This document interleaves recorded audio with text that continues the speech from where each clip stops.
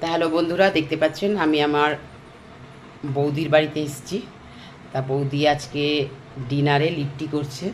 তা আমি এই লিট্টি বানাতেও জানি না, তা বৌদির কাছে লিট্টি শিখছি আর খাবো দুটোই। তা আপনাদের যদি ইচ্ছা করে শেখার, তা আপনারাও শিখতে পারেন। তাই এই দেখুন বৌদি আটা আগে থেকে মেখে রেখে দিয়েছে, আর এইখানে এই যে ছাতুর মধ্যে অনেক কিছুই দিয়েছে। তার মধ্যে কি কি দিয়েছে বৌদি নিজে মুখেই বলবে। বৌদি কি কি দিয়েছেন বলুন তো একটু। আগে ফার্স্টে পেঁয়াজ কুচি কুচি কেটেছি, লঙ্কা কেটেছি কুচি কুচি করে, রসুন, আদা, তারপরে এগুলো সব কাটা হয়েছে।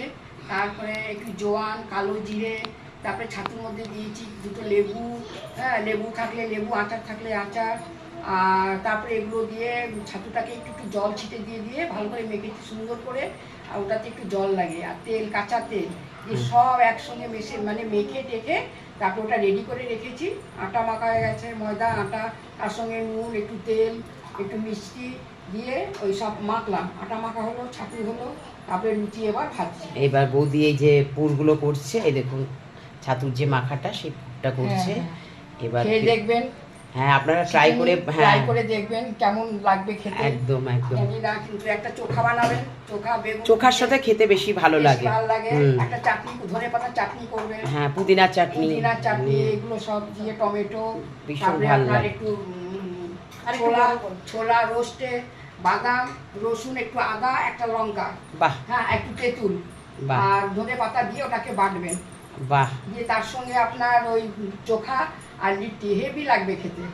ঠিক আছে, খেলে ডিনার একদম ফুল পেট। ফুল পেট। এই দেখুন বৌদির হয়ে গেল। এবার বৌদি এটাকে বেলছে। বেশি আটা দিয়ে বেলবো না, হালকা আটা দিয়ে বেলবে এটা, কেননা এটা আবার তেলে মোটা করছি। হ্যাঁ, একটু মোটা মোটা করছি, পাতলা করা যাবে না এগুলো, তাহলে ছাতুটা না বেরিয়ে যাবে। মেন ছাতু পাওয়াটা তো ছাতুই বেশি থাকবে, ছাতুই বেশি থাকবে, নাহলে অত ভালো লাগে না।